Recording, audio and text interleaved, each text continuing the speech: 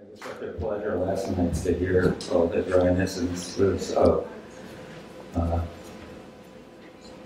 Mondley here at Myrtle Beach, and Kitty and Elizabeth, and Marina, and very touching, heartfelt remembrances of the guidance and example that they gave to Charles. So I think, Charles, you want to start out with something about why you like to tell these stories. Yes, and Keith, thank you for being here and doing this. And you can save your thank you till the end because you might not feel the same way, but hopefully you will. I am so happy to be here, and I'm grateful that all of you are here. And I wanted to say a few things about telling stories of Baba, because I think it's important to put a little bit in context, at least how I approach talking about Baba these days in my dotage. You look good. Yeah, you're looking good. You're looking good, right? That's actually two people tonight already told me that, so I know I'm looking pretty old. Yeah, we're all looking good. Yeah, you all look good too, by the way. So the first thing to say is, how could I possibly share these stories that are about Meher Baba, they're so intimate, if they're not hearts to receive them? It's impossible. So thank you, because otherwise I'd be speaking to the abyss. Nobody would want to hear it. And then secondly, a disclaimer. I'm not a lawyer, but if I were, I would give a disclaimer at this point. And these actually, I know this is going to sound a little odd, these are not my stories. In other words, I know you're going to say, well, he's saying, oh, it's all Baba. Well, of course it is all Baba. But that's not what I mean. I was a child when these stories occurred that we're going to share. Now, Keith tipped off that, we're going to talk about my time with Baba, which is wonderful. But I was 8 and then 13, and so it really is all Baba, right? I wasn't able to do anything. I was just there. But what I got was the grace to remember it, right? I keep knocking things off. I don't know why I do this.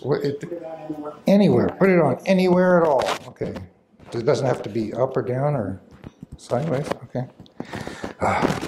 But the grace to remember every detail. Now, I don't remember details of other things that happened in 1958 or 62. So is grace. Must be he wanted me to remember them and tell them out, speak them out. That's all I can think.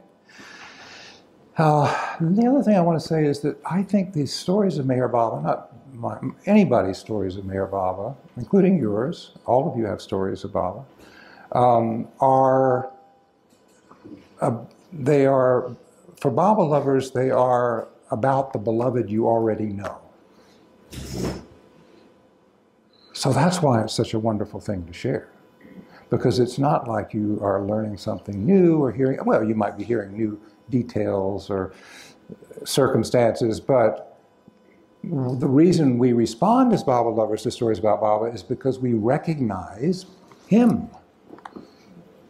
And we wouldn't recognize him if he hadn't already awakened us to himself. So that's why these stories are so wonderful, not just mine, any stories of Baba. The other thing is that the people in the future, hello, posterity, posterity, not prosperity, posterity, when these folks, this is going to be a long night. No, I'm already losing it. No, when these folks see this, sometime in the future, and by the way, when you do, I'm dead. No, I'm just kidding. If you see this, I'm dead. No, it's when they see it, they may not know very much about Meher Baba.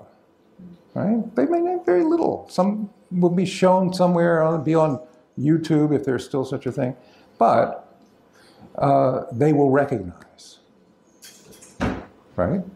That's the thing. Something will trigger a recognition. I told a story years ago somewhere, I've forgotten where, and about Baba with a dog, and I can't remember which dog and which story, so don't ask, but I don't remember that detail, but I told it, and years later, someone came up to me at some other place and said, you know, I was at this talk. I didn't know much about Mayor Baba when I went to hear this talk that you gave, and I now love Baba. And he said, it was when you told that story about Baba and the dog that I came to Baba. He said, that's when I knew. And I said, see how it is? How Baba is? He imbues these stories, right, with him, his presence, his fragrance. And so these stories, therefore, are not in the past.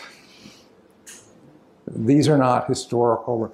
You know, in '05, I did, you know, I mean, these are not historical remembrances or reminiscences or whatever, you know. Not to me, and I don't think to you either, because Baba, as Elizabeth used to say all the time, Baba is in the now. And when these things happened at some point in time, he was creating them for the now. And so whenever they're told is now. The story is now. That's how I feel. And I think that's how Baba gives us to understand anything to do with him is now, in this moment. What Baba did then, in other words, I think, here at the center or anywhere else, he's doing now. And what he did then, he knew what would be, he knew about tonight, if you will. He did. And so whatever is said is what he has already put in place for now.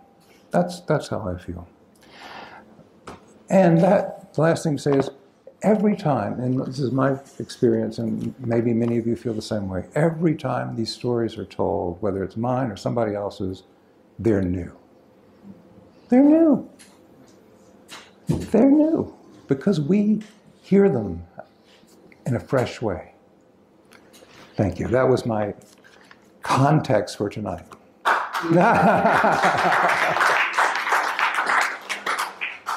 Thank you, Charles, for reminding us about nothing is real except the eternal presence. So, tonight we'd love to hear about your remembrances, experiences of being with Bob. That's it? That's your open-ended question? Do you have a point in time?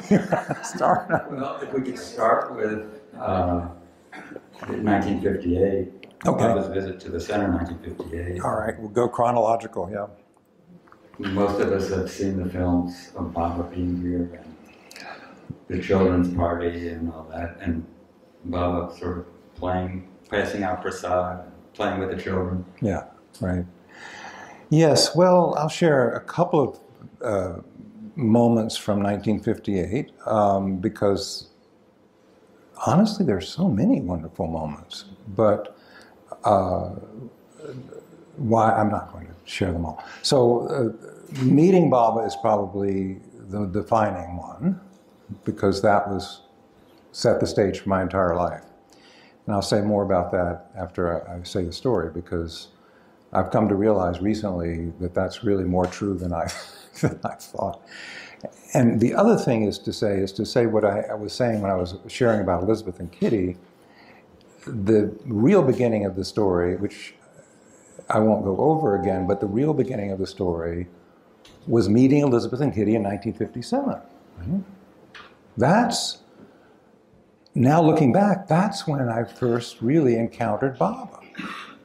I didn't realize it then. But now looking back, I realized, no, I didn't just meet Baba in 1958 in May 21st, 1958.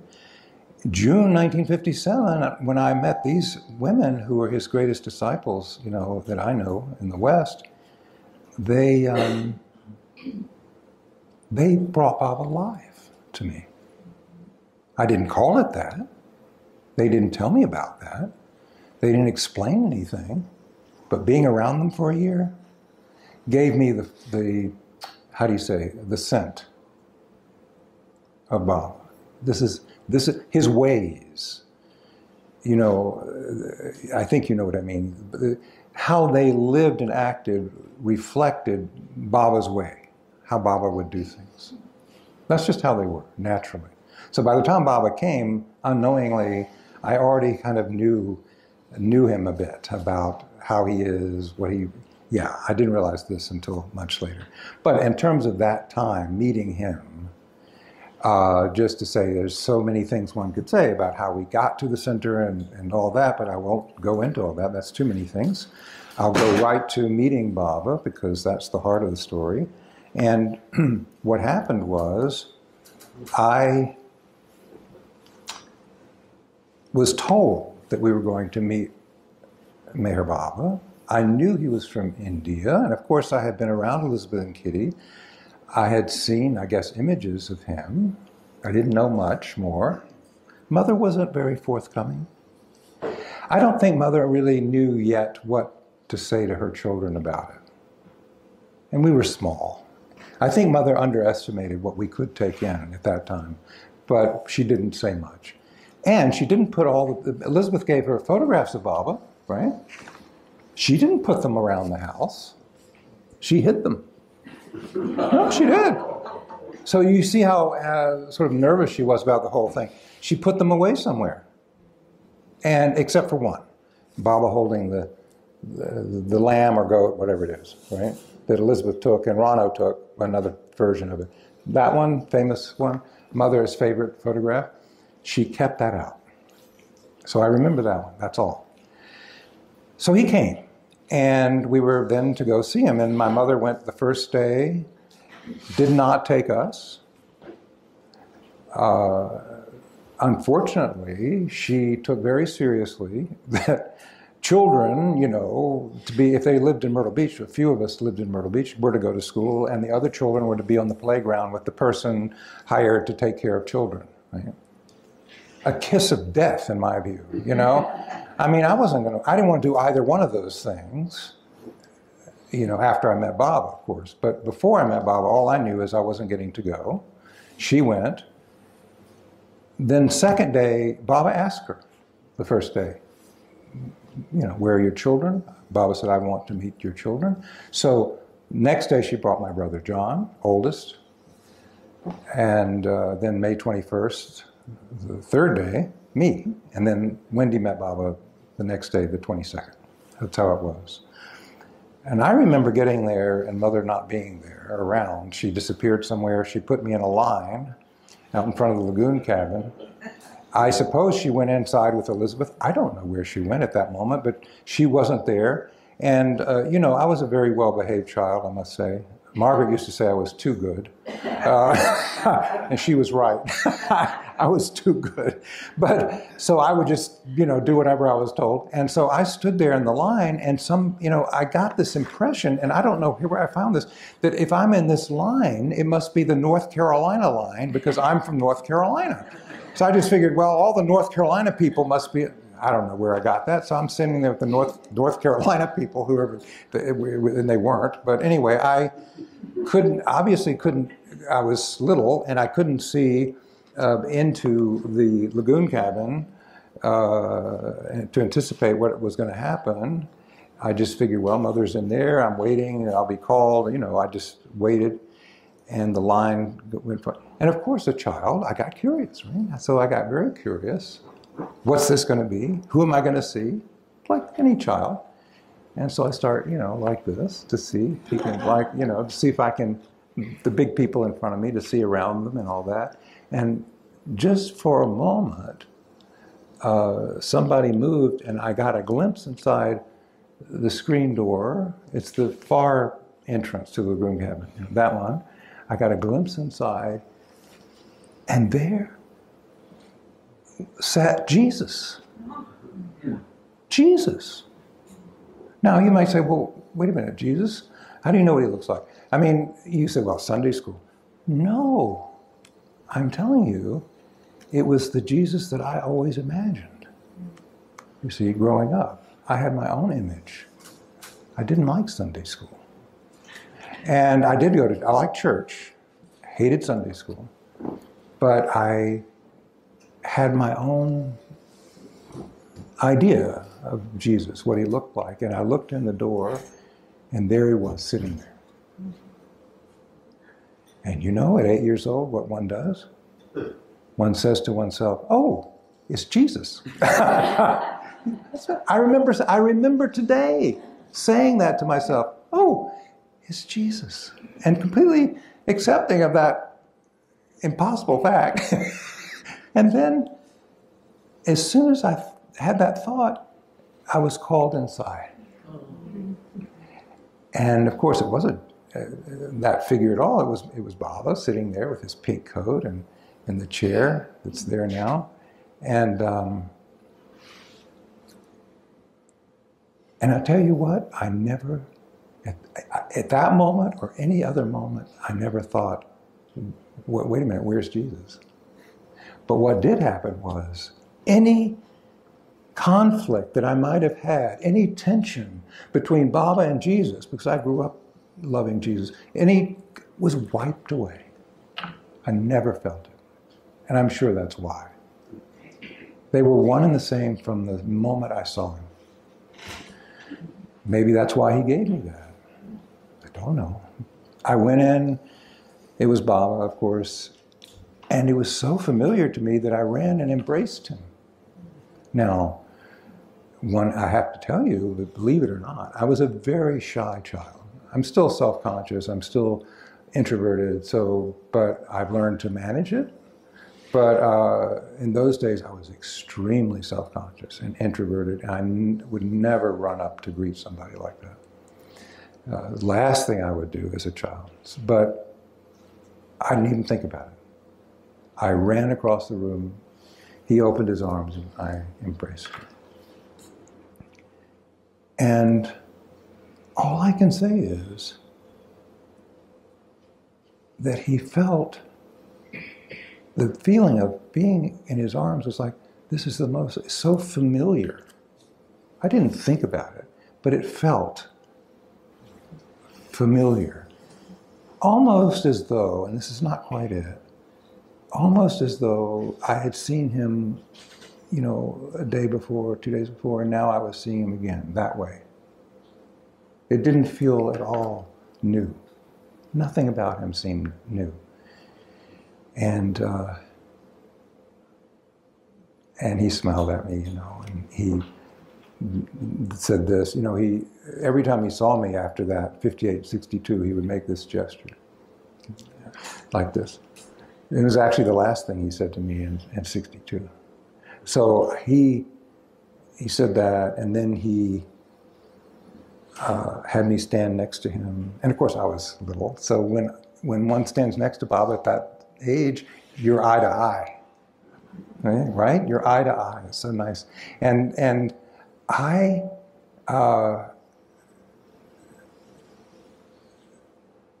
tell you, this is not really believable. I know this. But I'm just telling you it's true. I did not notice that he was silent. I mean, I must have on some level, because Erich spoke and all that. I didn't see Erich. I didn't look at him. But of course he must have. But no, I mean, he was silent. Well, later I thought about it. I thought, he was silent? And, from that time on, Baba and I, because I was young, and then even in 62, still young, we communicated in silence. Keith mentioned earlier about inner connection with Baba. You were going to ask me about that. And this is the first instance of my inner connection with Baba, because being the child that I was, I fortunately didn't have to use words. And actually, what would I say? What would he say? That's the wonderful thing about it. And I was I know I was different from other children in that respect, you know, that I was okay with silence, but I was completely okay with silence. I didn't even know it was silence. I just I just felt that we were, and and moreover, that he was really communicating with me and nobody else. You know, it was like, you know, I'm here and he's communicating. You know, it was like that. Baba made me feel like, you know, he was just there for me. And he would, of course,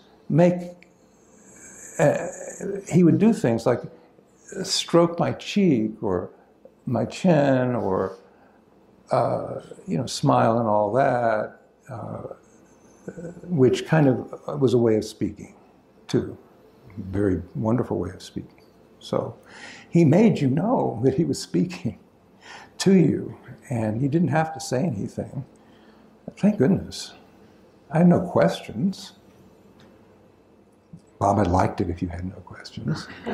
But no credit to me, I was too young to have questions. So I don't know how long I was there. To this day, I cannot tell you because I discovered with Baba in 58 and 62 that the time you're in his presence is impossible to measure. It could be 10 minutes, it could be 5 minutes, it could be 30 minutes, and I would not be able to tell. There's something about time in his presence for me. I can't speak for anybody else. So I stood next to him, and he, at one point, he looked at me and he asked, I'm sure the other people were there, something was going on with them I didn't notice. I didn't know my mother, if she was there, I didn't notice her. Elizabeth, was she there? I have no idea. There was nobody in the room but Baba. I'm telling you, there was nobody in the room. They were, on some level I knew they were, but I had no idea. Erich, I didn't even recognize Erich until years later. He was just not there. Or Adi, you know. They were that way anyway. They were invisible, you know, in a sense. But I stood there, and Baba, at one point, he turns to me and he asks me, I think this is true. He asked me the only question he ever asked me. I think this is true, that it was the only question, Baba. I'm trying to think of another example. I don't think so. This may be the only thing Baba ever asked me. It was enough. He said, and when I say he said, this is what I heard, and I'm sure it was Erich saying, but he said, would you like to go and live where I live? And I looked at him, and what popped into my head was India, because that's what I knew. I had the one little fact, you know. I said, he must mean India. And thank God, and thank Baba, I had the presence of mind to say, yes, Baba. Imagine if I'd said, no, I don't agree. Where? But I said, yes, Baba. And Baba acted as though something great had happened. You know, this is how he is. He gives the question, he provokes the answer, but then he acts like it's all you know. And Baba says, I'm very pleased. And Baba like this, you will. So what else, whatever you need to ask me, what I need to answer, you know, that's it. That's the one question and the one answer. For all lifetimes, right? And this means what it means with Baba. You know, when he does that, it's all over, you know? It's all over. I mean, we think it's not. We think, oh, we got this time and this thing. No, it's over. If we only remember that it's over and die before we die, we can live in happiness with him. If we could just die before we die. Baba said this. He told the Prem Ashram boys the same thing. Die now, and then you live. The saint buried at Meherabad, it's on his tomb. That, something to that effect. Die now and live in him. So if only, but when he does that, it is like the death sentence in the best way. It's the end of you and the beginning of him. Anyway, at some point, Baba said, all right, and I left the room. I actually, leaving, how I left, how one leaves Baba's presence. I was so caught up that I don't remember how I got out, but I got out. And and I stood outside, and the feeling I had, and is, again, I'm articulating this as though I was thinking at the time these exact thoughts, but looking back and reliving, the feeling I had was, this is someone whose presence I never want to leave.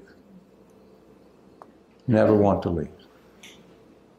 And from that time on, I was completely obsessed, caught up with being as close as possible. I had to go to school. I finagled my way to go to the barn. I tricked my mother. I did everything to get out of going to school. At least I made it to the barn one day without, and I wasn't supposed to go to the barn. Children weren't supposed to go, all that. So but that's because Baba inspired in me that I never wanted to be outside his presence. I didn't come up with that. Why? But it's true. It's still true. It's still true today. He,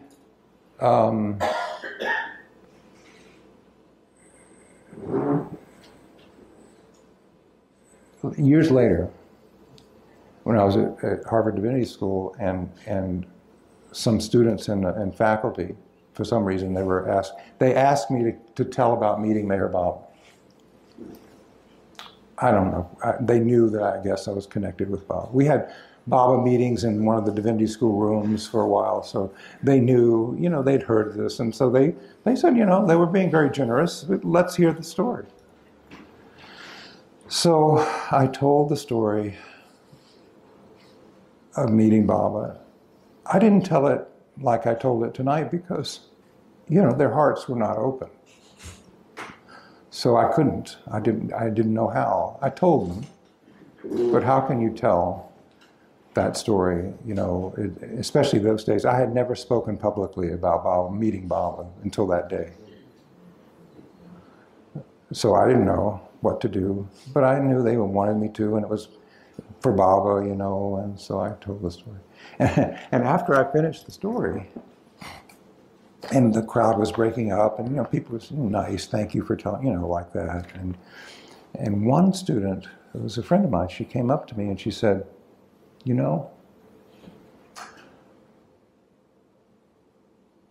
I don't think you've ever left that cabin. And I don't know whether she meant it as a compliment or an insult. Probably the latter. It's like, you're stuck, aren't you? And I thought about it, I said, that's right. That's exactly right. I don't think I've ever left that cabin. And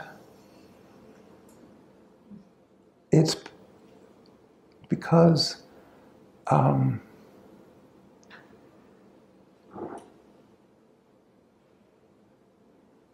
we're always at his feet. We're always at his side. We just don't know it. Until that moment, I hadn't thought of it that way.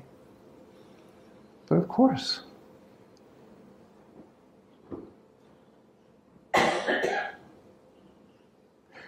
So,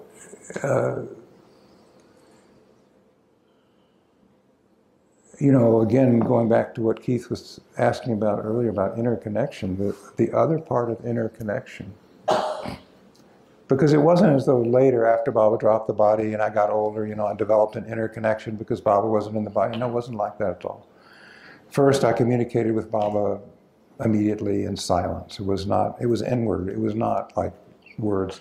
And secondly, when he left Myrtle Beach, I would roam around the center here.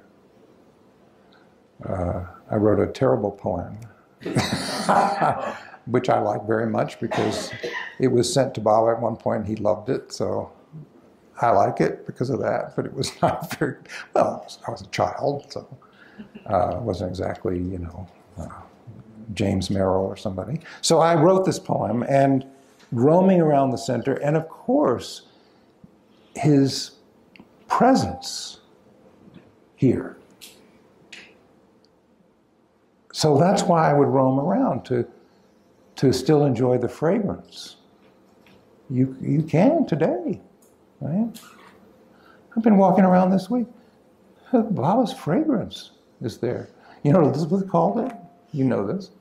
When people would say, oh, Mrs. Patterson, they didn't know Mrs. Patterson, we enjoyed seeing the center. It's such a beautiful place of nature. Yeah, and she said, oh yes, she said it is. But Meher Baba gave it that plus quality. I love that. Isn't that wonderful? Plus quality. She was the master of understatement. But yes, so it's there, the fragrance is there, and so the presence. And the presence made the absence all the more painful. Baba, in my life, has always been present and absent. And the more present he is, the more I miss him. And that's what he, I think, wants. He wants us to long for him. To know that he's present, but to long for him as he really is. And so that's the absence. And Mani once said to Christopher and I, when Christopher said about longing, he said, I don't know, about longing. Do I long enough? And she said, you may not long enough for Baba, but she said, at least long to long for him. So presence and absence was the other way that I developed an inner connection with Baba, because he was in India physically and all that, but he was present at the same time, and that pushed me inside. The only other thing I was going to say about 58, and then we can just talk about. So there's so many things that I wanted to share about 58, but I don't want to. I want 62 to get into the picture because that was so wonderful. So also in 58, the one thing I chose to share tonight out of the different moments with him was when I was holding the door for him, the car door. I figured out very quickly to really get Baba's attention, to really be close, you do something useful. You make yourself present and useful. And I saw that if I would rush to hold the car door when he'd leave the lagoon cabin to get in the car to go somewhere or whatever, that there I would be. And he would have to reach out and touch me. Thank me for holding the door, like this. It worked. So I learned this very early. You'd think that I was with Baba for weeks and weeks. This is a matter of days now. But it's very quick with Baba. For me it was very quick. You're in love, and you act like you're in love right away. You don't wait until you know whether you're in love. You know what I mean? It's like, okay. And I just couldn't stand it if he didn't pay attention. So, and I thought that, that's what he was there for, to pay attention to me. And maybe partly true. But anyway, so I held the door. And in this particular moment, in front of the lagoon cabin, of course, Elizabeth was at the wheel, as the Ford, Baba was in the front seat. I guess Kitty and one Mondeley person was in the back. Maybe Eric or Adi, I don't remember. Elizabeth, I'm holding the door.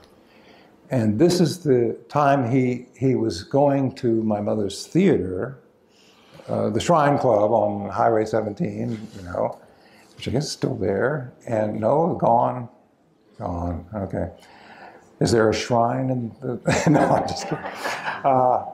No, it's gone. But that's where Mother had her theater, and we were going to go see, everybody was going to go see the film taken by the Sufis in 1956. Yeah. So everybody was going to go, and to show Baba himself.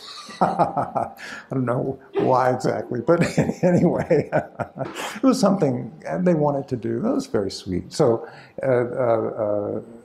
and I knew this. I knew I was going to have to go with somebody over there. And I'm holding the car door, and I'm about to close it. And Baba looks at my face, and I tell you, I must have looked like the world was coming to an end. I mean, I must have looked very sad because Baba looked at me and he said, come with me.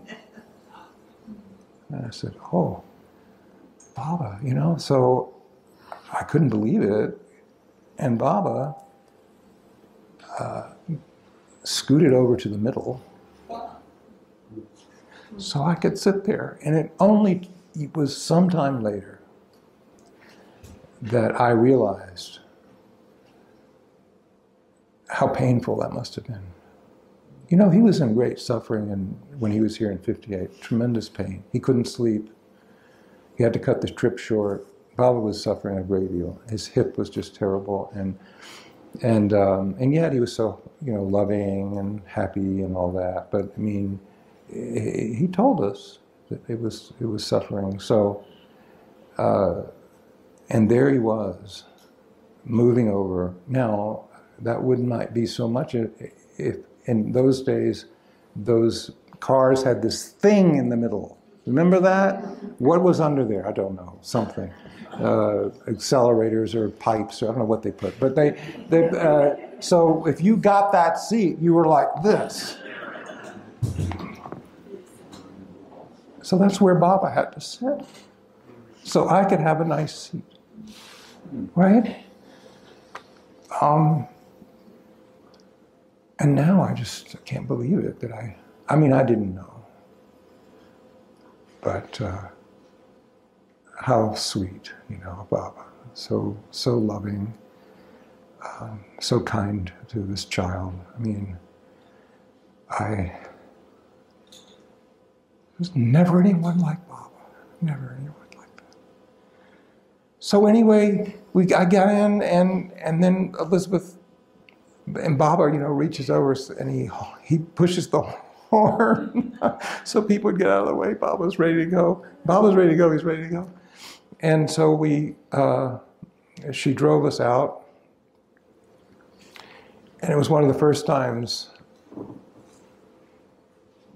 I can't say. I think it was one of the first times she actually drove on the highway since the accident. She hadn't been driving. Maybe not. Maybe. I can't remember exactly when she started driving it, but she didn't drive much. But she drove Baba in 58, and she drove him out on the highway. And she was so happy. That was her joy. So on the way, and as you know, it's a very short distance, but you have to go down the center road, and then you have to go on the highway, and then you have to go, to wherever the place was. And so it was a little distance, and Baba in the front, Kitty in the back. Now this part, I do not actually understand how this happened. But Kitty, out of nowhere, and this is probably just typical of Kitty, she just pops out. And because my father, Charles, had visited the center to pick up my brother, and she had seen him. I think my father always said that he saw Baba from a distance. I don't know if that's, I don't know what he did, but he didn't meet Baba. But he came and he picked my brother up. My brother, you know, and he were very close. And so my brother went off with him. And, Kitty saw this, and I guess she thought, well, now Charles and Jane are going to get back together. Wonderful, you know. And so she said to Baba, you know, Charles and Jane, you know, looks like something, get back. And Baba turned so that he was facing me, but she could see, and he went like this. Even I knew what that meant. And then Kitty just popped out with, oh, well, what about a father? Don't they need a father? And Baba turned and he said, Baba said, I am their father. I am their father. And that was everything to me. I mean, because, one does need a father, and Baba, he was that. I mean, you know, I had the temerity to invite him to my high school graduation. Well, you have so many invitations, and one is for your, you know, parents, and so I asked Elizabeth. Now, this time I'm old enough to know better, but I asked Elizabeth, I said, what to do now? Baba is my father. Should I invite Baba? And she said, of course you should invite Baba. And I said, but he's in seclusion. You're not supposed to write. She said, no, for special work, you should invite me. And so when she dubbed it that it was okay, because she was the exception to the rule. So I think she brokered sending it to Mani and all that. And Baba got my invitation to the high school graduation, and he cabled me. And he said, congratulations on your graduation. Congratulations on your graduation from high school and on your determination to graduate in the love of the highest of the high. Right? So I don't know. Anyway,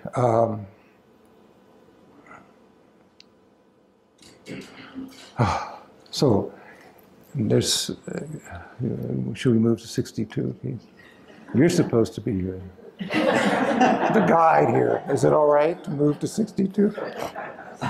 I'll just give a little context on the East-West Gathering, which was the first few days of November of 1962, and Baba was suffering a great deal physically.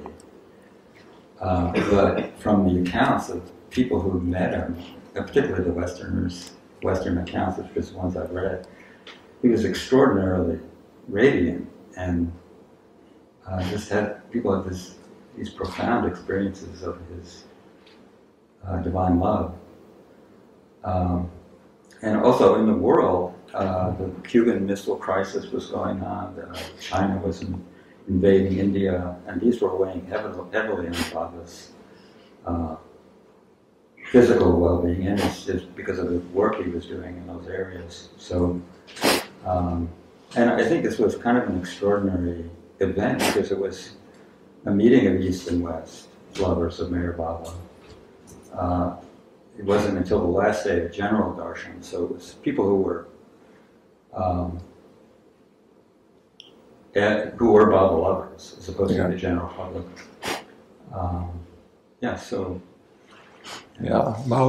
Baba said about the Cuban Missile Crisis, Baba said, very close.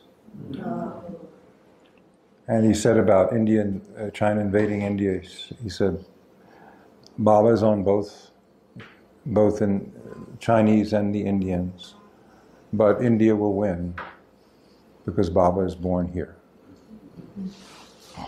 The headline in the newspaper the next day in Bombay was, India will win. Mayor Baba says, India will win. No, it's true. Yeah. So, yes, Baba was radiant. The more Baba suffered, the more radiant he seemed to be. He was more withdrawn, people said, than he was in 58. I didn't experience that, but that's what people said, that he was more sort of the, what do you say, divine presence than, you know, that interactive beloved. I didn't experience it, but everybody had their experience. And I can see why they would see that. But he was suffering terribly. When he would go back in after darshan, he would collapse. So, you know, he embraced thousands and thousands of people. He couldn't fully embrace, but he did like this, you know, like that kind of embrace. Until the last day, the crowds got so heavy that Baba had to have them just come by and touch his feet because he could no longer do that. Anyway, yeah, it was very different, obviously, with all the thousands and thousands of Easterners. The Westerners got to be with him, blessed thing, in the mornings. We were treated with such special care for Baba. It was not a large group. You think it was like under 200? You looked it up. I don't remember. I remember something like 170, but... Yeah, I think that's closer. I actually read two different accounts, but yeah. It was definitely under 200. But I think that was including people from Iran. Oh, okay. So I don't know. There was not many people who came from the West. And so I'm going to, I think I have time, I'm going to tell about our arrival there because it says so much to me about Baba. It doesn't have anything to do with my experience. It's really about how Baba works. So we arrive in Bombay Airport, and those of you who are veterans and remember Bombay Airport before it was nicer, it was pretty primitive, and you know, there's no air conditioning and so things like that. There were people, clerks, that you had to line up for, different lines, right? One line to be told what line to go to. One line to get a piece of paper to take to another line, like that. It was like that. It really was like that. It was like, and endless. And so we arrive, and my mother, for some reason that I still to this day, she doesn't understand it either. Maybe because we left New York in November, and I don't know what she was thinking. You know, she liked to dress well and all that. And she was very beautiful. And so she dressed in this lovely wool suit. Oh my God. And you know, India in that time of year is not so bad, but it's not wool suit territory either. And we arrive, and it was a particularly hot day. And we get off the airplane. I am not, you laugh, look at me. I brought my little wool sport coat, it's the only sport coat I had, mustard color, the ugliest sport coat ever invented, and some tie, because I thought I'm seeing Baba, I'm going to dress up. Nobody wore a tie and coat. I didn't even notice that nobody wore a tie and coat. I just had it in my mind. So I had that. I wasn't wearing it on the plane, though. At least I had the good sense to be comfortable. But Mother had the thing on. And we arrived at the airport. And she's already, when she gets off the plane, it's like, oh, she's beginning to, you know, wool and heat and starting to itch and and sweating and all that. So she was in such discomfort. And she said, oh, let's get on this line. And so, you know, we got this line. We finally got into, you know, this long final stamp line, right? And we got into it, the 3 kids, Mother, and all that. And we're standing there, and there's people in front of us, and Elizabeth comes in the room. Now, she had already gone through. She was older, Kitty. But the reason they really went through is because of Ruth. Ruth White was in her 90s, and, you know, wheelchair, was taking her around. And, of course, they whisked her to the front with Kitty and Elizabeth, and they got through. And they were already out. So Elizabeth comes back in, and comes up to Mother and she says, Jane, you need to go and get through this line. She said, you need to do this quickly because the car is waiting and Ruth is there and Kitty and, and Mother said, oh, of course, yes. So Elizabeth leaves. And of course, what's Mother supposed to do? It was not moving. And so Mother's saying, oh my God, maybe it'll hurry up. And well, it didn't. And so Elizabeth comes in again. And this time she's very annoyed. And she says, Jane, I thought I told you to get through this line quickly.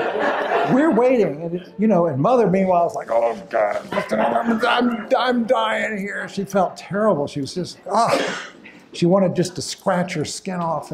And she said, all right, Elizabeth, I heard you. I'm doing the best I can. So Elizabeth leaves. And believe it or not, Elizabeth has to come in a third time. Mother, maybe it's a Southern thing or whatever. She wasn't going to push her way,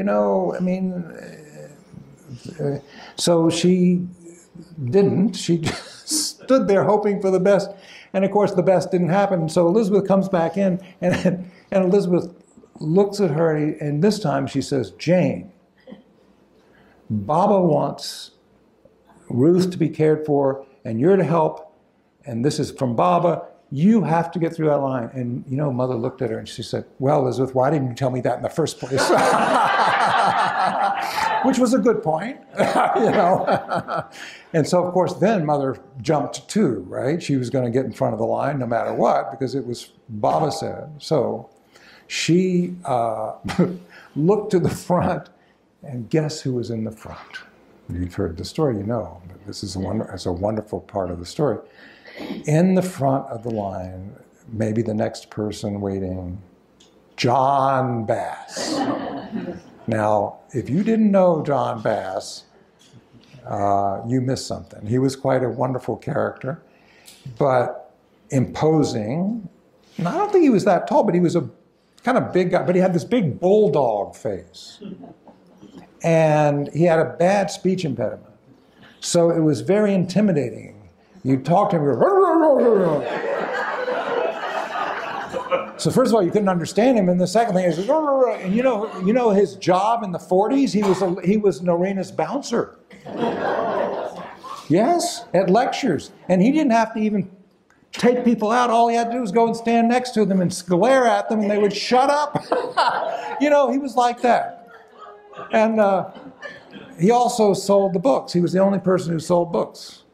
You want a book about Mayor Baba? You go to John Bass. Go to Harlem, his little walk-up apartment in this dilapidated building.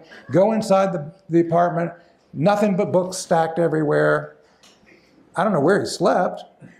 And he was the only source for Mayor Baba's books, including all these stacked signed copies of God Speaks. Just stacked. Nobody wanted these things. So poor John. And when he came to the World's Fair, took his turn volunteering some years later, he'd bring the books, because, I'll give you some of the books. And he'd take the books, and people would come up to the booth, and he'd go, let me tell you, he sold a lot of books. Oh, yeah, I'll take one. No, that's John Bass, just to give you the context. He was a very big deal in the New York group. He was one of the leaders and all that. But let's just say not everybody got along with John Bass. There were, the frictions, the Winterfelds and John Bass, the frictions. And then there was Ivy and John Bass, and there was, everybody, Harry and John. They always... So John was a bit of a tough character to get along with sometimes, and Mother did not get along with him at all. They just, for whatever reason. And she looked at the front of the line, and there he was. And she said, oh, Baba, what am I going to do? It's John Bass. And she said, well, Baba said. So she went up to the front of the line. And there's John's. He's next.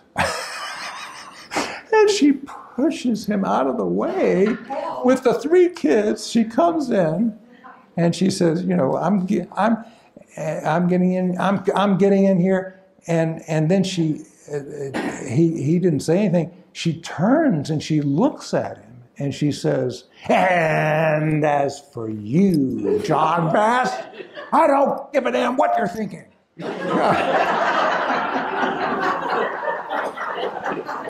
And he went, he didn't know what hit him. I didn't do it. And Mother said after she said that, she felt great. You know, all the itching went away. She just felt fabulous. You know, and then we got through and went out. So I tell you that because then, of course, the follow-up to that is that when Mother went to see Baba the next morning with the women, and she told me about this because men went to Baba, the first day Western women and men went separately. And then, because women Mandali then could see the women, you see, and we couldn't see Mara, so like that.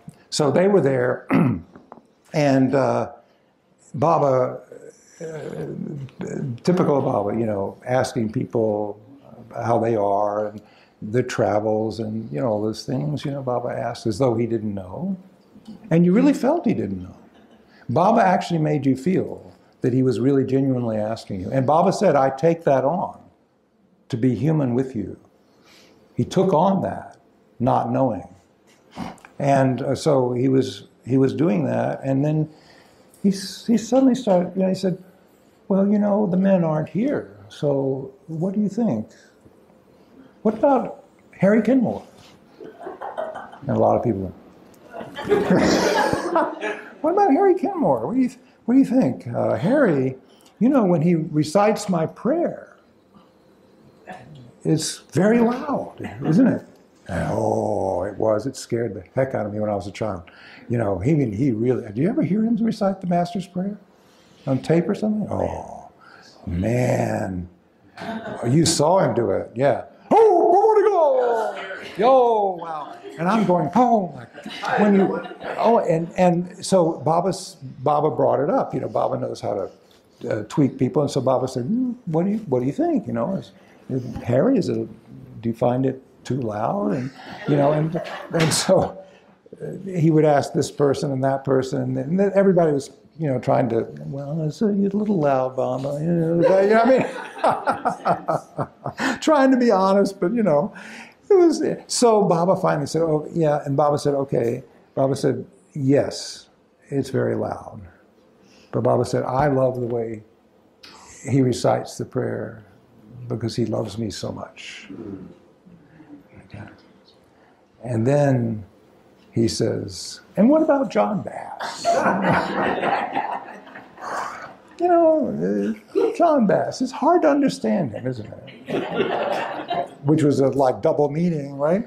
And you know, here are all these people in the room who'd had, you know, so he said, you know, John Bass, hard to understand him. Ella, do you understand John?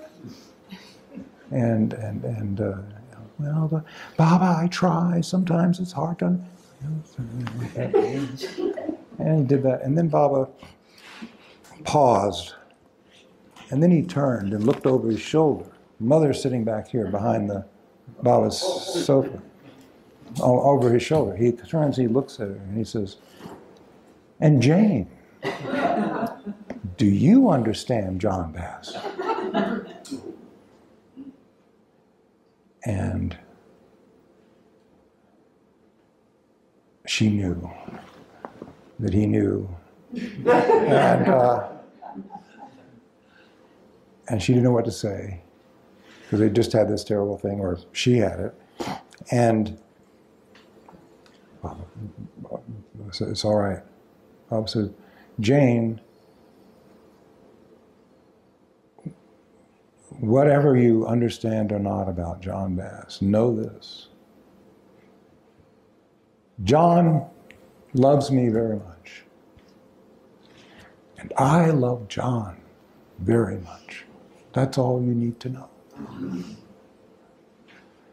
And Mother said in that moment, everything was dissolved between her and John Bass. Everything. It just went away. And you know what the wonderful thing about that was? That my mother, Jane, got to go back to the hotel, find John Bass, and tell him what Baba had said. John, Baba said, you love him very much, and he loves you very much. And John stood there with just tears rolling down his cheeks.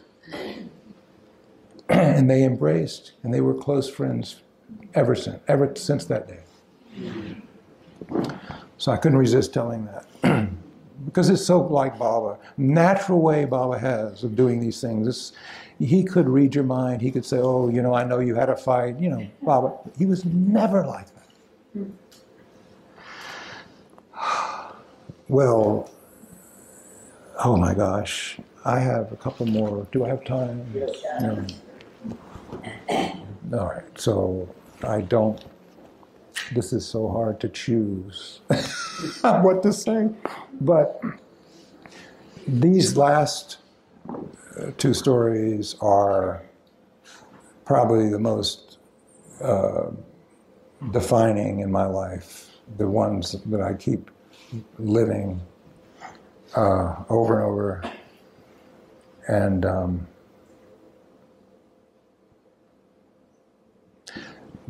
one is that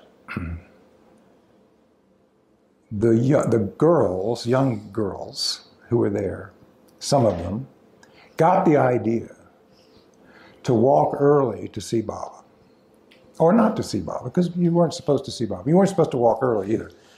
To walk early to Guru Prasad, and whatever happens, happens. But, I mean, they thought they could see the women. They're young girls, right? And those days, Pune is very safe, you know, and streets empty that early in the morning, and not far. So they made, you know, they wanted to do it. And I overheard them. And my heart sank because I wanted to be there early, and I wanted to be there early because then I could be at the door when the door opened, and I could be next to Baba. See, and if they got there early, that's what they would do, and they would take my place. Selfish. But you can be selfish with Baba. I've discovered that he doesn't mind because that's the selfishness that ends selfishness. It's like Baba says, if you all must worry about how to love me more, because that's the only worry that ends worry. So this is selfishness that ends selfishness, I guess. Anyway, I just didn't want to be left out. And I asked them, you know, about it, and they said, well, you know, you can't go because we asked Mara, and she gave us permission. Which is like going above Baba's head. Right? I mean, anything Mara wants is what Baba wants. And, you know, Baba would always want to please Mara, no matter what. And so they knew they didn't have to go to ask Baba for special permission. Just ask Mara. And they could see Mara. I could not see Mara. I'd never seen a picture of Mara. Elizabeth, when we were growing up, would never show, even when I was young enough to, never show us a picture of Mara. Never speak of her in my presence. So I said, oh, well, so I think what to do now. And, you know, when you're desperate, you get these things, these ideas. And I got this idea that afternoon, when there was the Easterners with Baba, right, the whole pandal and thousands of people sitting there and darshan going on, I would take the opportunity to ask the next best thing, Erich. Right? My mind, Erich was like the most important of the Mandli. You know, Mara, of course, but then Erich, and that was how I saw it as a young man, 13, and to me, Erich, you know, was the one to ask. So, and also Erich was so kind and sweet. So I thought, oh, this is not going to be too hard. So I go up to the edge of the stage, and watch Erich with Baba. And of course, people are coming, they're taking darshan, and Erich is busy wiping Baba's forehead, removing the garlands. So, you know how it is with him. Everything, he's, you know, alert to everything that Baba needs. And so, of course, I didn't want to interrupt any of that. But I waited until there was a musical interlude, because at some point Baba would have the music played, or the bhajans played, right? The Indian musicians were there, and Baba liked that, break from darshan, and they would play. And I knew then that I would have an opportunity, because Erich would then step back like this, right? And he'd be there near Baba, and not doing anything particular. So I waited for that, and this self-conscious, introverted 13-year-old who, I mean, I'm telling you, if you would put a gun to my head, I would never have done this except for Baba, honestly. Went up on that stage in front of thousands of people and crept over to where Erich was standing and said, Erich, can you give me permission to walk early? The girls are walking early, and I just want a kid here early. I won't bother anybody. I'll just sit on the porch. And Erich, you know, Erich was so quick. Yeah. So Erich looked at me and he said, you want to walk early? I said, yeah. I said, yeah, they're walking early. I said, yes, Mara gave them permission. You want to? Yeah. I said, yes, you give me permission to. He says, no, I can't do that. I can't do that. And I said, why? He said, well, I didn't know. You have to ask him. I said, what? He said, yeah. He said, you have to ask him.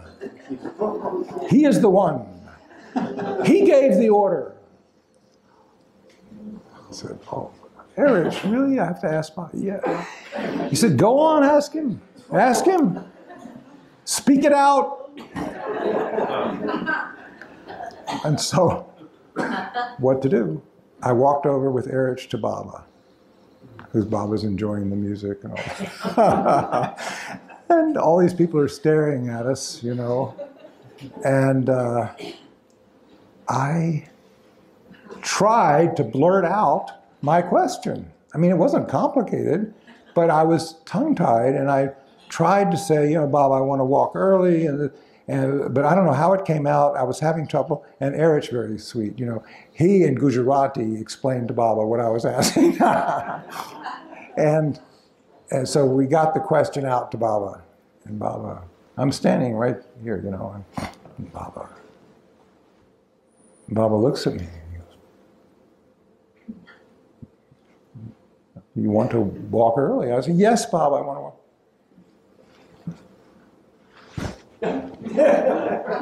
He looks at Erich, he goes, what to do?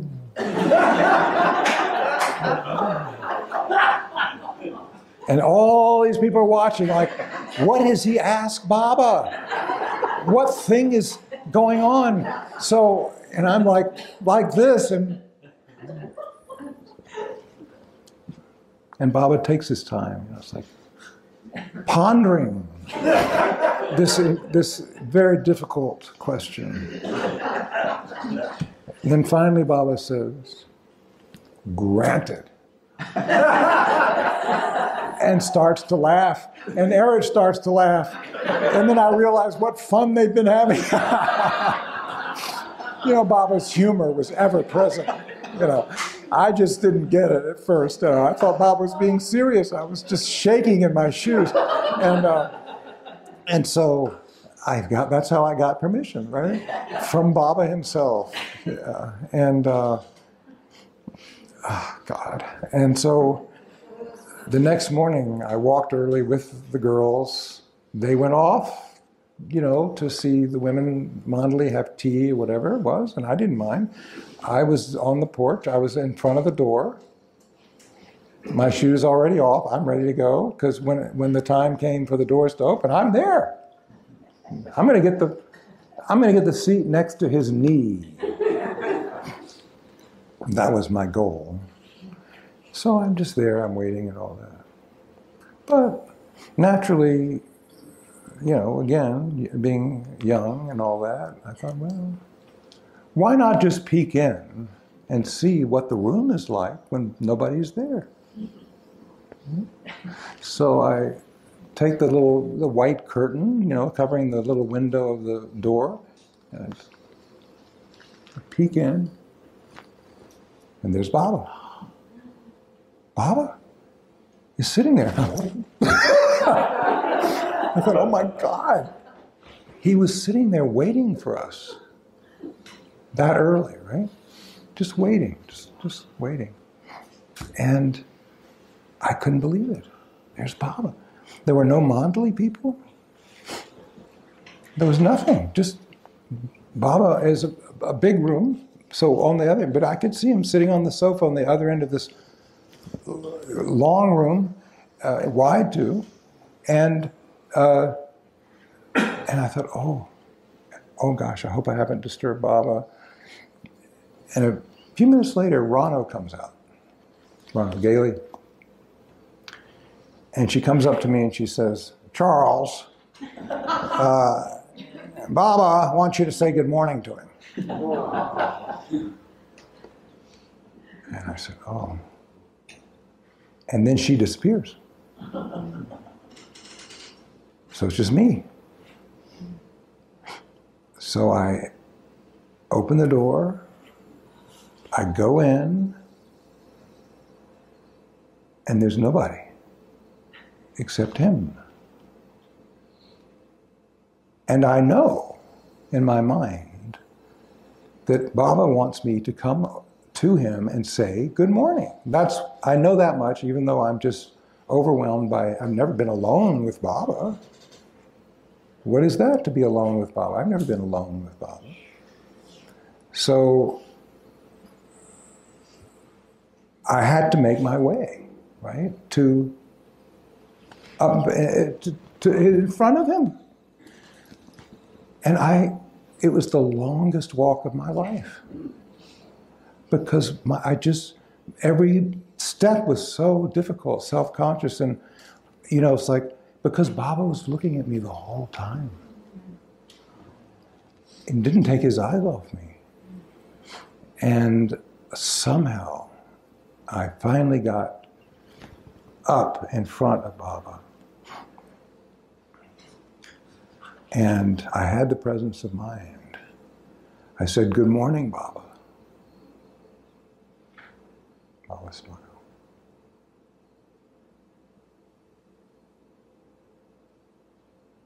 And then he opened his arms and he gave me a big embrace, which was not allowed, by the way. Between meeting him in the beginning and leaving, nobody was supposed to embrace Baba. I violated that at least 10 times. Gave me embrace. Gave me a big embrace. And then I stood there.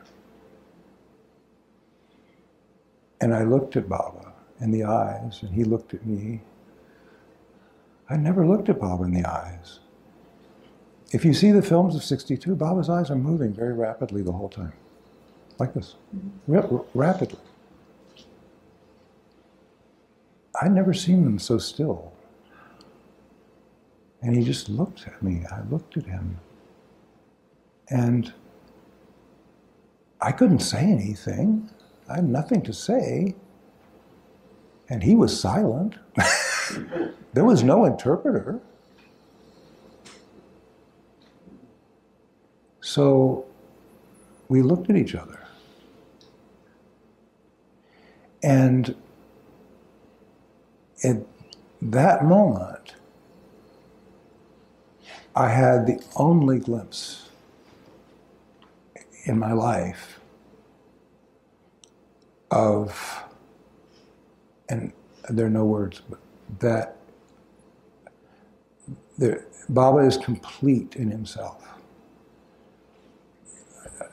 Everything was in the room. There was no one. There's no.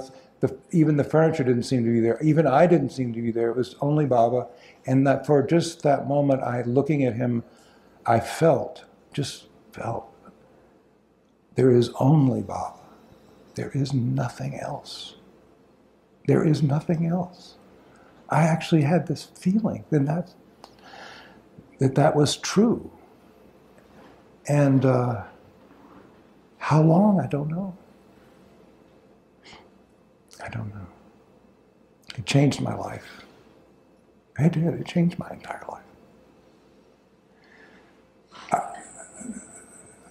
It just did. It changed everything.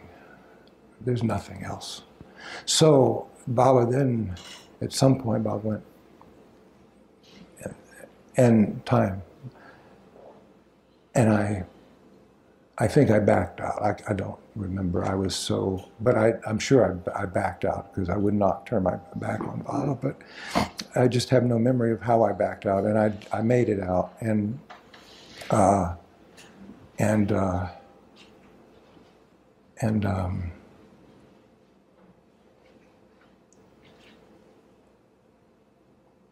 so one glimpse is all that's needed, you know. I mean, Baba says, I alone am real. God alone is real. But it's different to feel that's true.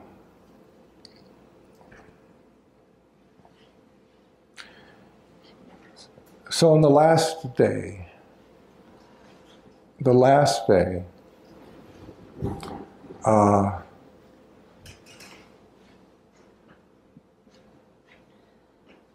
we had to say farewell to Baba. Baba said, you won't see me again like this. It turned out to be true. So it was difficult to say farewell. Baba was cheerful. Baba was cracking jokes as usual and making us feel, you know, as cheerful as we could. But, you know, it was not easy. So we all were sitting with him that morning.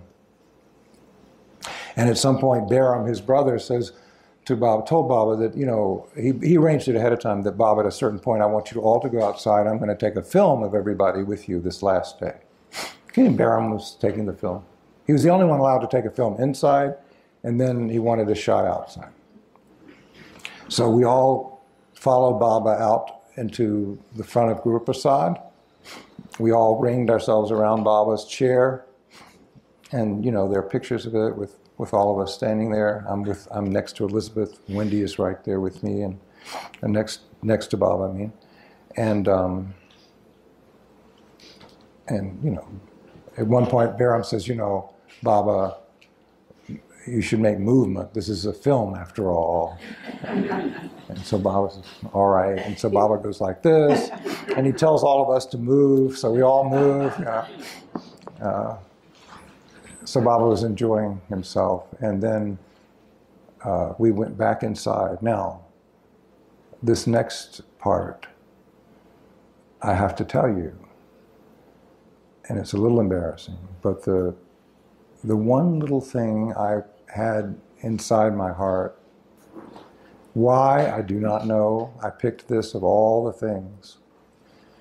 I wanted to touch his feet.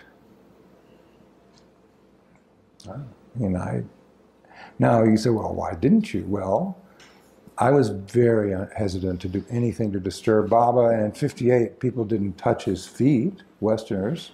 At least not, I didn't, maybe somebody did. I didn't see it.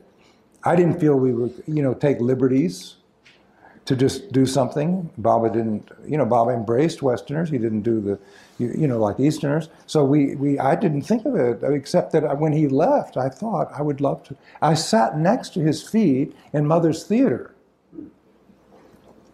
Wendy on one side of his feet, I'm on the other side, and we're sitting there, and I'm looking down, and that's when I had this feeling. I just want to reach down and touch them. I don't know why. And I didn't. Mother warned me, don't do anything to disturb Baba when you're sitting in front of like that. So I was particularly careful. In fact, I had to cough. You know, when you have to cough, you have to cough. But I didn't want to disturb Baba because of Mother's warning. She'd take me out of there. And so I didn't cough, and Baba, and I turn around and Baba says, cough. For gosh sakes, cough, it's all right. But I wanted to touch his feet. So India, 4 years later, I still have this longing, you know, and during the whole East-West gathering, I thought, well, and I saw Easterners were touching his feet and all that. But again, I was very shy. I didn't want to do something to displease Baba, and I didn't know. So I didn't. Long story short, this is the last day now. It's all right. I mean, what is it? But, you know, maybe not a big deal in the great scheme of things, but it's something in here, right? And so we go back in. We're all now reseated. Baba gets back on the sofa and all that. And we're settled in just before we're going to say goodbye. And Erich says, Charles! And I thought, well, he means Purdom, because Charles Purdom was there and writing a book, and he would have questions, and Baba would interact with Purdom. You know, I didn't. That wasn't my relationship with Baba. You know, I didn't interact like that. I interacted in here. I always felt Baba was communicating with me. I never missed that we didn't tell each other things using words. So I didn't pay much attention when Erich said, Charles, until he said it again, Charles. And this time I look up at Erich and he's looking at me. I look over at Baba and Baba's looking at me. And Erich says, Charles, Baba wants you to remove his sandals.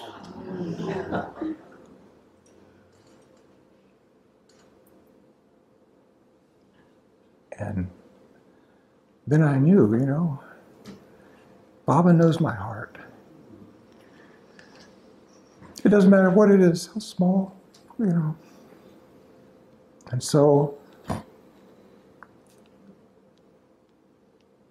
I went down and I picked his foot up, 1 foot at a time. Baba doesn't help, which is so loving of him. He let me feel it. He let me feel it as I slid the sandal off, and I took my sweet time. And I got to hold his foot for a moment, right? Then I put it down, and then I picked up the other foot. I couldn't believe it. I took it off, and then I held that foot. My dream come true, right? To hold his feet like that. And you know, interesting what popped into my head, because I always, growing up, would read the Bible. John the Baptist saying, I am not fit to unlace his sandals. That's what I thought. It went through my head. And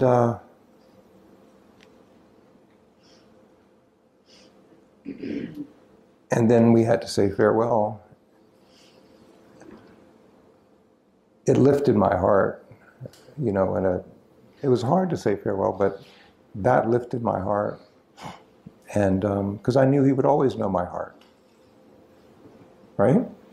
It didn't matter, you know, where he was or whether he's in the body or, you know, he always will know my heart. He wanted me to know that, I think, you know. He didn't, you know, Baba sometimes has to give people who are a little dense or slow more.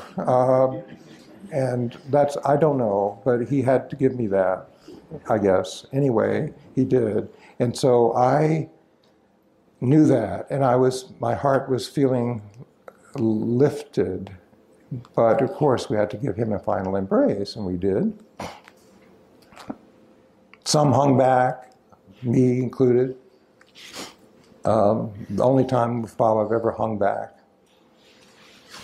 And then finally Baba said, has everyone had their embrace? If so, I'm going to leave. And so then we all rushed forward, you know. And then Baba said,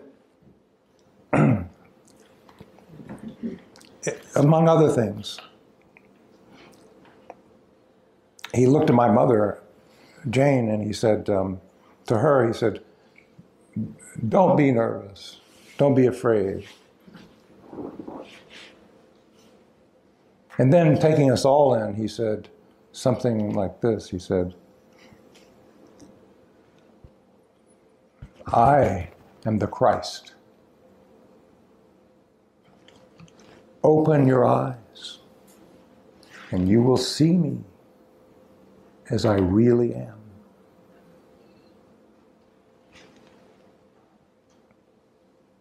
And then he got up to go, get ready to go, like this. And then he went back in his chair. And he looks up at Erich. And he says, he gestures to Erich, and Erich says, Charles, Baba wants to know, where are his sandals?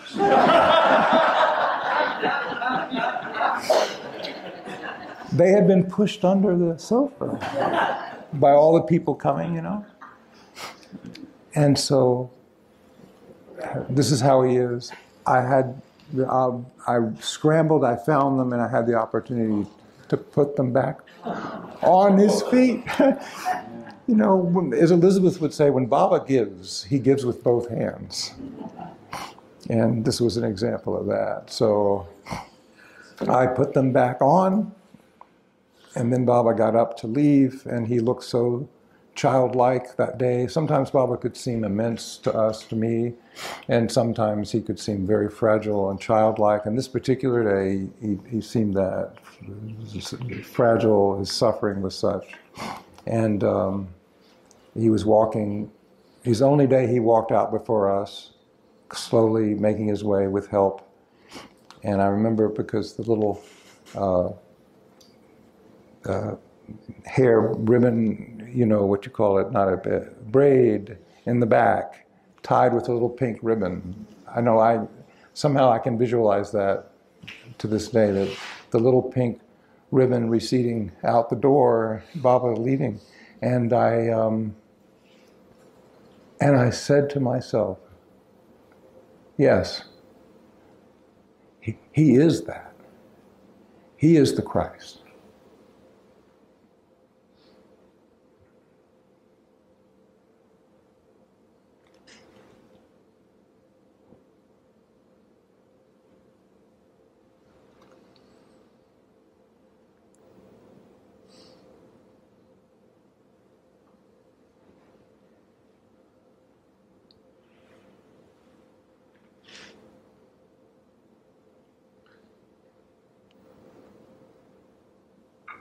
And he is as much here with us now as he was then.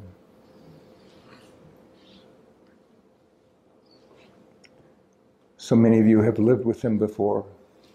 You know him so well. So you know the fragrance.